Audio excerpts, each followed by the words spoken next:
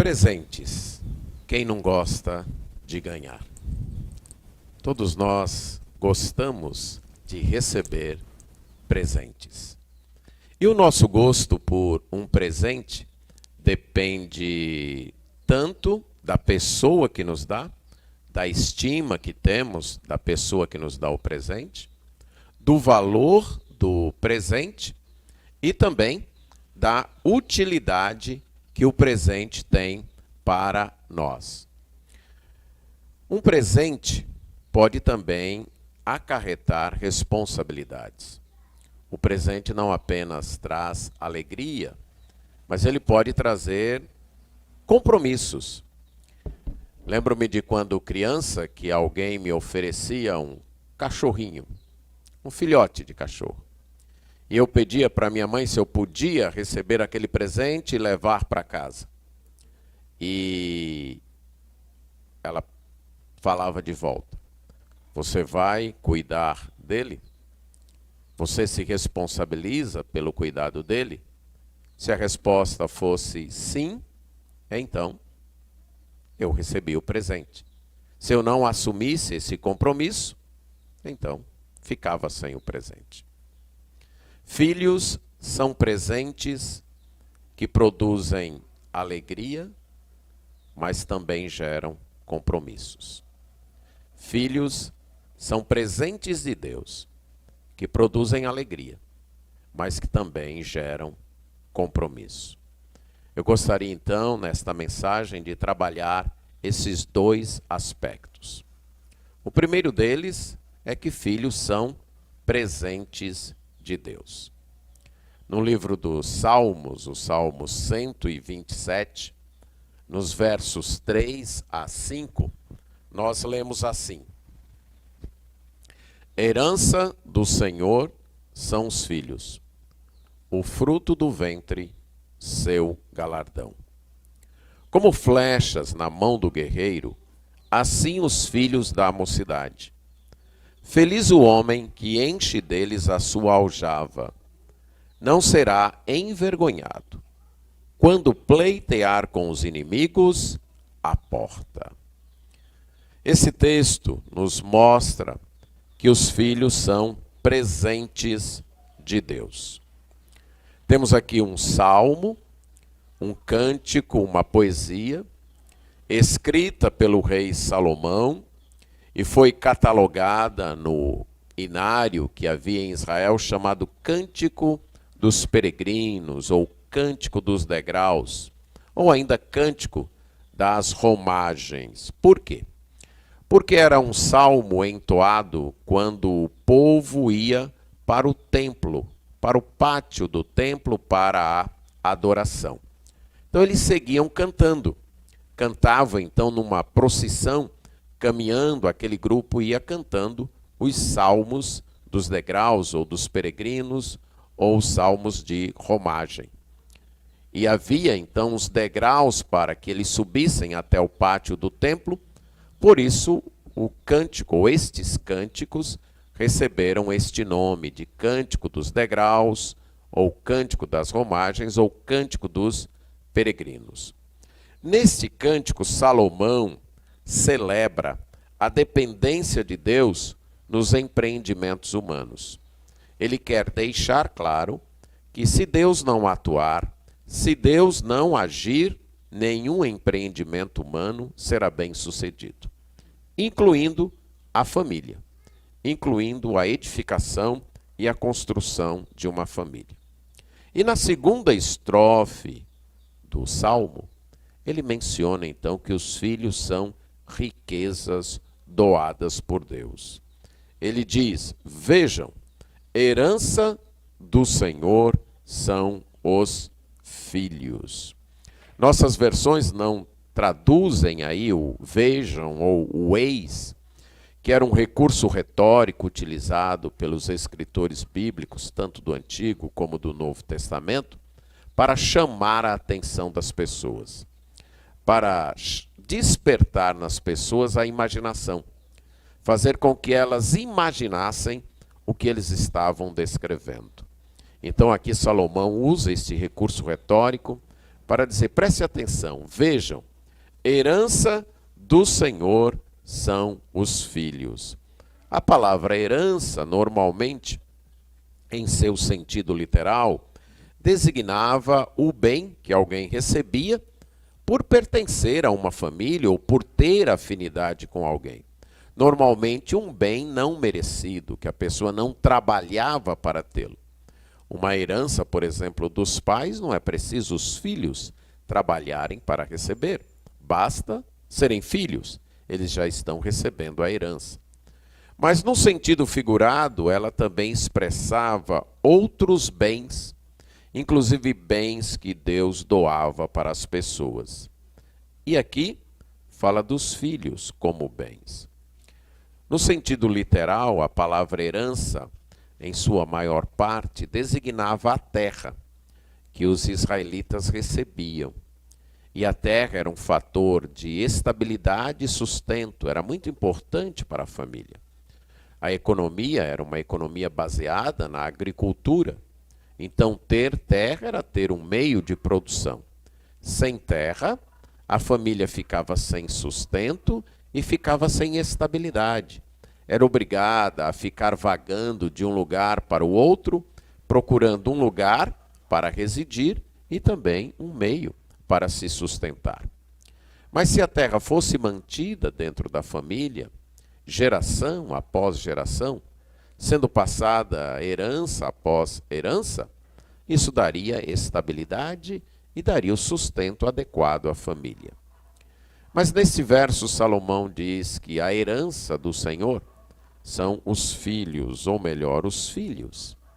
São a herança que Deus concede às pessoas. Em que sentido aí os filhos poderiam funcionar, vamos dizer assim, como herança? Em primeiro lugar, os filhos preservam o nome da família e preservam a família. Podemos imaginar que um casal sem filhos, a família deles termina com a morte deles. Mas um casal que tem filhos, a família continua. A família é preservada através dos filhos. Mas também os filhos fornecem o cuidado devido quando os pais não podem mais se sustentar.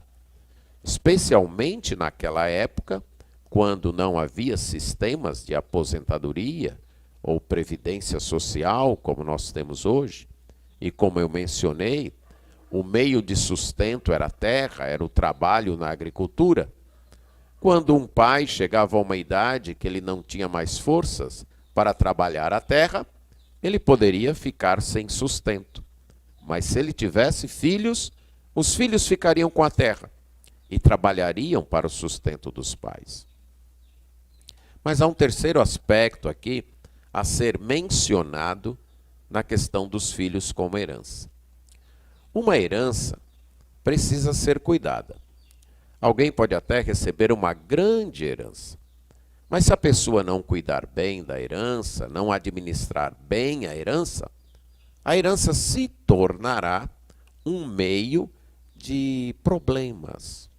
A herança se tornará algo que poderá trazer desequilíbrio para a pessoa. Mas se a pessoa zelar bem da sua herança, ela irá desfrutar da herança. A mesma coisa com os filhos. Os filhos podem ser fonte de bênção ou de maldição. Podem trazer alegrias ou tristezas. Depende da maneira como eles são criados. Filhos bem criados produzem alegria. Filhos que não são bem criados serão motivo de tristeza. Os filhos são herança. E como herança, eles precisam ser cuidados. Salomão vai usar uma outra imagem para expressar aqui o que são os filhos. Ele diz que são como flechas nas mãos de um guerreiro. Qual o papel de uma flecha? A flecha ela serve de proteção, de defesa. Quando se tem um inimigo, naquela época a flecha era uma arma. Quando um guerreiro ia para a guerra, ele precisava da flecha para se defender dos ataques dos inimigos.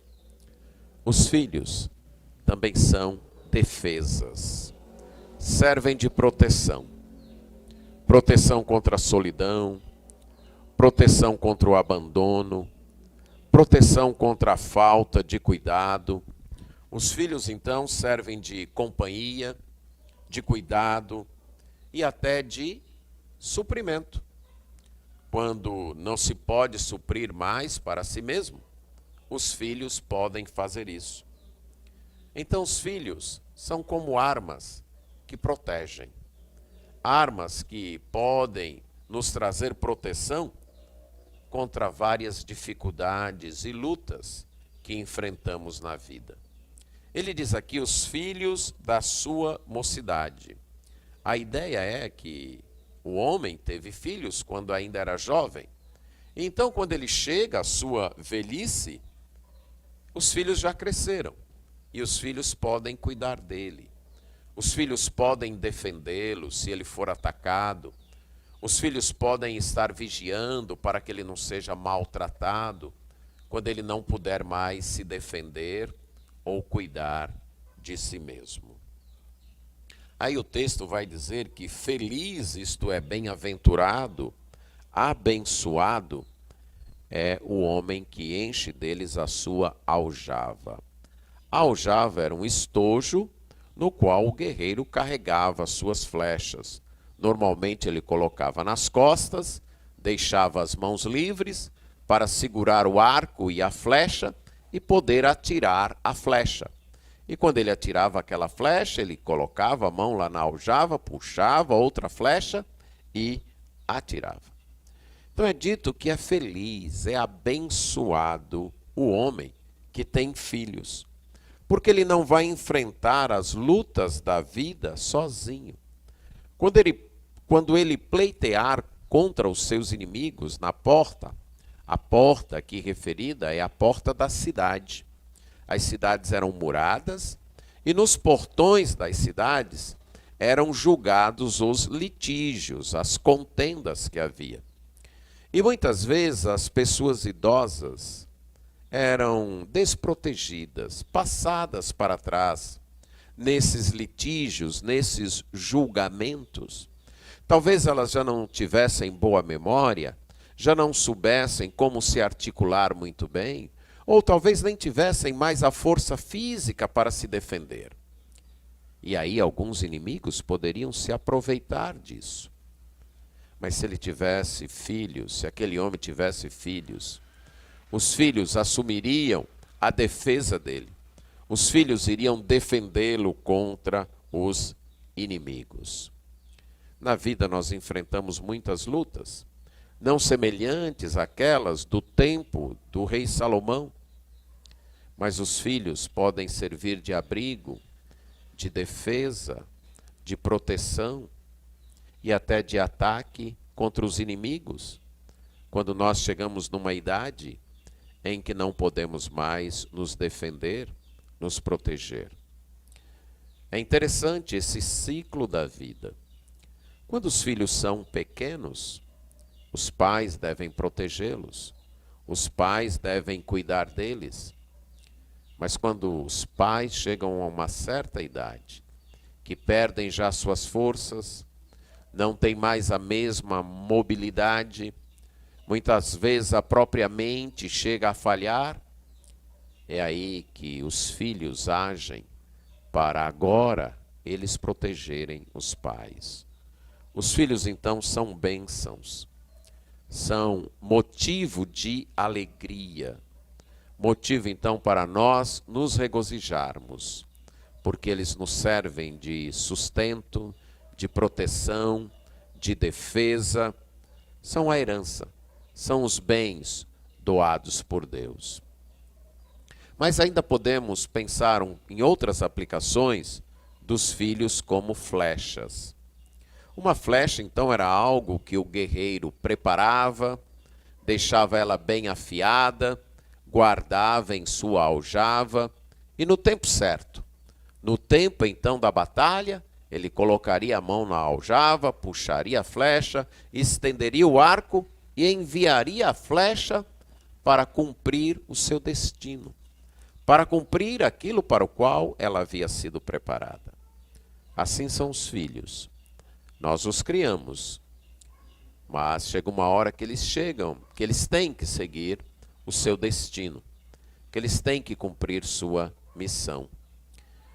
E pensando nisso, nós podemos imaginar os filhos como mensagens que nós enviamos onde e quando as nossas vozes não podem alcançar.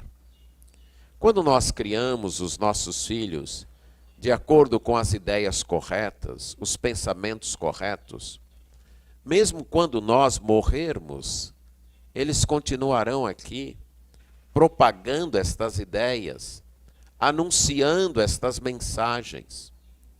Os filhos, em certo sentido, são como livros que nós deixamos, como cartas, não escritas em papel e tinta, como o apóstolo Paulo falou da igreja de Corinto, mas cartas vivas, que nós deixamos para as futuras gerações, para os nossos netos, bisnetos, através dos filhos, as nossas ideias, os nossos valores podem chegar mais longe.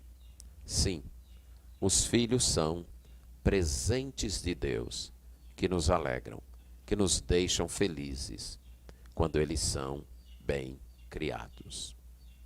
Mas o segundo aspecto que eu mencionei é que os filhos são presentes, que produzem alegria, mas que geram compromisso.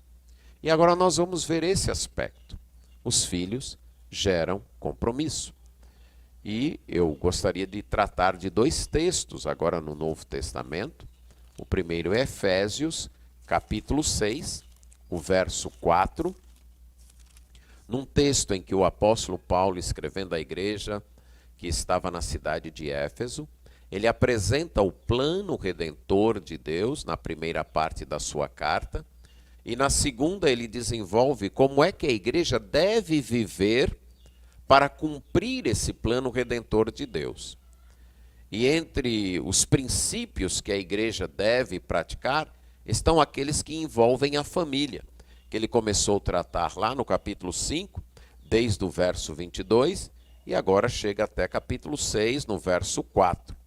E no verso 4 ele fala aos pais: e vós, pais, não provoqueis vossos filhos à ira, mas criai-os na disciplina e na admoestação do Senhor. Um texto paralelo está lá em Colossenses, no capítulo 3 do livro de Colossenses, carta que o apóstolo escreveu à igreja de Colossos, que ficava perto, a cidade de Colossos ficava perto da cidade de Éfeso, e estas cartas foram escritas no mesmo tempo, enviadas até pelo mesmo mensageiro, na época em que Paulo estava aprisionado em Roma. E no capítulo 3, verso 21, ele diz: pais, não irriteis os vossos filhos, para que não fiquem desanimados. Então aqui nós temos uma ordem sobre o que não fazer e o que fazer. Os pais não devem provocar os filhos à ira, produzir ira nos filhos ou irritá-los. A expressão usada em Efésios, produzir ira, fala de usar de certa criação que irá provocar nos filhos revolta. Eles crescerão revoltados. A outra vez que o termo foi usado foi em Romanos 10, 19, aí falando de Deus e o povo de Israel. E nos dá a ideia de que uma das maneiras que se provoca a ira é fazendo comparações, é tentando despertar ciúmes, é escolhendo valores que prejudiquem os filhos. É dito que os pais não devem fazer isso. Há outras maneiras de se produzir ira nos filhos. Um pai que promete e não cumpre. Um pai que exige dos filhos mais do que os filhos podem realizar. Uns pais que exigem do filho aquilo que ele mesmo não cumpre. Uma outra maneira, como eu já mencionei, é ficar fazendo comparações. Ou uso de palavras que possam diminuir o filho. São meios de produzir ira no filho. Lá em Colossenses é usada a palavra irritar, que é a ideia de criar um estímulo ruim, um estímulo que não edifica, e apresenta o propósito para isso, para que não fiquem desanimados, desencorajados. Quando nós estudamos a ira nas Escrituras, nós percebemos que a ira pode se expressar de duas maneiras. Ela pode se expressar numa revolta ativa, numa rebeldia que agride, que é como nós mais comumente conhecemos a ira, e aí podemos usar o exemplo de Saul, que ficou irado contra Davi, tentou matá-lo e passou a persegui-lo. Mas há também uma outra manifestação da ira. É a ira passiva, a ira surda, a ira que deixa a pessoa desanimada, desencorajada, desesperançada. E aí a gente pode citar como exemplo Jonas. Se você lembra da história de Jonas, ele ficou desanimado. Ele queria morrer. Ele pediu para morrer, inclusive. E Deus perguntou para ele: é razoável essa tua ira? No caso de Jonas, a ira produziu um desânimo, uma falta de sentido na vida, o desencorajamento. Os pais devem estar muito atentos a isso. Talvez você tenha filhos com temperamentos diferentes. E você acha que aquele que é revoltado, que fala coisas que não devia, que lhe responde, que bate a porta, que atira coisas no chão, ele está irado.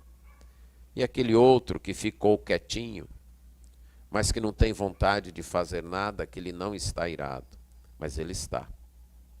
Muitas vezes a falta de ânimo, ânimo para estudar, ânimo para trabalhar, ânimo para fazer as coisas, ânimo até para viver, pode ser resultado da ira produzida pelos pais. Então lembre-se, não faça comparações. Cada filho é diferente. E nem compare seus filhos com os outros de fora. São seus filhos, não dos outros. Não tente provocar ciúmes neles, manifestando que gosta mais de um do que de outro, tendo preferências. Essa é outra maneira dos pais produzirem ira nos filhos, criando os filhos com preferências, preferindo mais um do que o outro. Todos são filhos e devem ser amados, estimados e cuidados como filhos. Cuidado na administração de uma disciplina. Se não é uma disciplina consistente, coerente, isso também pode produzir ira. Por exemplo, quando a criança diz um palavrão, que está só em casa, todo mundo acha engraçado, acha bonitinho. Mas aí quando ela diz aquele mesmo palavrão contra uma visita, aí ela é disciplinada. Isso é falta de consistência. E a criança fica sem saber como deve se comportar. E isso produz ira nas crianças. Ira nos filhos. Quando você começa a exigir dos seus filhos mais do que eles podem dar. Por exemplo, imagine aí uma menina ou um menino lavando a louça. E de repente um prato escorregou e quebrou. E aí o pai ou a mãe ficam com raiva. E depois a menina ou o menino vai perceber que aquilo também acontece com o pai e a mãe. Que em algum momento aquilo também acontece.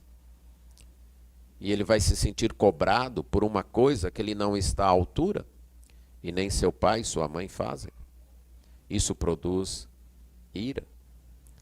Prometer e não cumprir, como eu já mencionei. Usar palavrões com os filhos. Ou usar palavras depreciativas, do tipo: você nunca vai servir para nada na vida.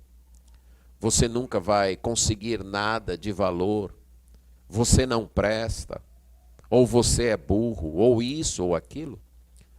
São palavras que produzem ira nos filhos. A Bíblia é muito clara. Pais, não produzam ira nos filhos de vocês. Quando a criança cresce e chega numa idade em que ele não tem interesse por nada, aparenta não gostar de nada, não se interessa pelo estudo, não se interessa por nada na vida, você fica a imaginar o que foi que aconteceu. Pode ser que é uma ira, um ressentimento que o desanimou na vida, que o frustrou na vida. A falta de atenção da parte dos pais, a falta de proteção, a falta de cuidado. Os pais muitas vezes não zelam pelos filhos, expõem os filhos a amizades não confiáveis. Nós não estamos mais num tempo em que podemos deixar nossos filhos com as pessoas. Infelizmente, essa é a verdade. Passou-se aquele tempo em que a gente podia permitir que os filhos fossem para a casa de um coleguinha da escola ou mesmo da igreja. Nós vivemos tempos bem difíceis. Os abusos físicos, verbais, emocionais e sexuais estão acontecendo. E muitas vezes a criança se sente desprotegida. Os pais a expõem, permitem então que elas, ou até deixam elas em lugares onde elas não serão bem cuidadas, bem zeladas. E elas crescerão com certa amargura, com certo ressentimento. Isso é produzir ira nos filhos. Cuidado. Os filhos são herança. Herança preciosa. Herança valiosa. Nada nesse mundo compensa você deixar seus filhos sem cuidado, sem educação, sem zelo e sem proteção. Mas a parte positiva da advertência é: criem no temor do Senhor. O termo criar traz a ideia de nutrir, alimentar. Então, ser pai é assumir a responsabilidade, assumir o compromisso de nutrir o filho. Nutrir fisicamente, com alimento, proteção, descanso, um teto, mas também nutrir em termos de educação, criar na disciplina e na admoestação do Senhor. A palavra disciplina envolve a instrução, a educação, o ensino, a correção e o castigo. A palavra disciplina é todo o processo educativo. Ela inclui todo o processo de formação. E isso, então, repetindo, inclui instruções, ensino. Você verbalizar e mostrar para o seu filho como ele deve fazer, como ele deve viver. Num segundo momento, inclui correção. Em ele agir errado, ele não prestou muita atenção no que você disse, ele não entendeu direito, ou você não se expressou bem, então você corrige, você diz: olha, meu filho, não é assim, é desse jeito. Isso é correção. E num terceiro momento, o castigo. Quando você percebe que não é questão dele não ter entendido, ele entendeu, mas é questão dele não querer fazer, dele não querer obedecer. Aí entra a disciplina que castiga. a disciplina que pune. E cada pai deve pedir sabedoria a Deus, porque os modos de disciplina funcionam diferente para cada filho. Tem filho que basta o pai olhar feio e ele já treme. Tem filho que o pai pode fazer a careta que fizer e ele faz a dar risada. Ele vai precisar de um outro tipo de disciplina, um outro tipo de correção. E os pais devem ser bem atentos quanto a isso e descobrir. Tem filhos mais sensíveis, tem filhos que não são tão sensíveis assim. Tem filhos que rapidamente descobrem que não vale a pena ser rebelde.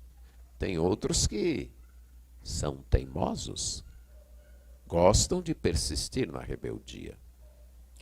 Então os pais devem criar, educar os filhos na admoestação, na instrução do Senhor. Não se trata aqui das minhas ideias. Não se trata do modo como eu fui criado. Não se trata das ideias da sociedade onde a gente vive. Já que os filhos são herança do Senhor, já que os filhos são galardão de Deus, presente de Deus, nós devemos criá-los conforme as instruções de Deus. Esse é o nosso compromisso. Essa é a nossa responsabilidade.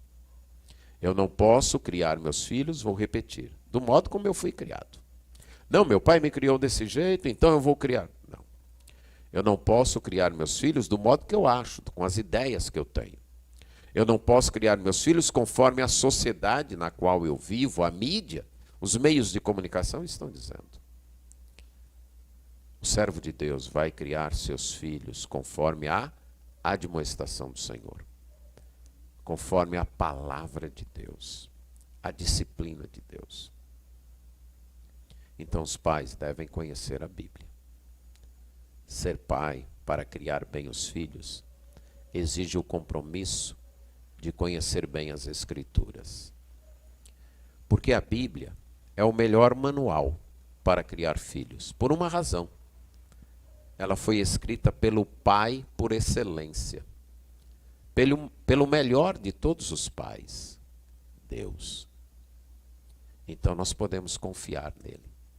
Podemos confiar nas instruções dele. Você pode ler o livro de Provérbios e ver quantas instruções são dadas ali sobre criação de filhos. Criar filhos ou ter filhos é ter uma oportunidade fantástica. É poder reproduzir a imagem de Deus. Lá em Gênesis, capítulo 5, versos 1 a 3, diz que Deus criou o homem conforme a sua imagem, conforme a sua semelhança. E depois diz que Adão gerou um filho conforme a sua imagem, conforme a sua semelhança. Pense nesse privilégio. Ser pai é algo que Deus compartilhou conosco. É da essência dele ser pai. Ele é eternamente pai. Ele tem um filho eterno. Então é da sua essência ser pai. E ele compartilhou isso conosco. O privilégio, a alegria de ser pai. De poder reproduzir alguém que espelhe a imagem dele. Que reflita a imagem dele. Isso é motivo de alegria. Mas isso exige um compromisso de criar conforme as instruções dele. Nessas minhas quase 4 décadas de serviço pastoral, tenho feito muitos aconselhamentos e tenho percebido que muitos problemas complexos, distúrbios, não todos, mas muitos, são causados por um mau relacionamento com o pai. E aqui eu estou me referindo ao pai, a figura masculina. Porque o pai é a primeira imagem que uma criança tem de Deus. É a partir da figura do pai, a princípio, que a criança imagina Deus. Então, se o seu pai é ausente, ou comete abusos físicos ou verbais, ou é mentiroso, não cumpre a palavra, será essa a primeira noção que a criança terá de Deus. Ser pai é um privilégio, mas também uma responsabilidade. Ser pai é um presente que Deus nos doou, mas que exige um compromisso. Amanhã nós festejaremos o Dia dos Pais. Pode ser que você esteja esperando um presente dos seus filhos. Deixa eu dizer para você que o presente você já recebeu. São os seus filhos. Filhos são presentes de Deus que nos alegram, mas que geram um compromisso. Feliz Dia dos Pais para você.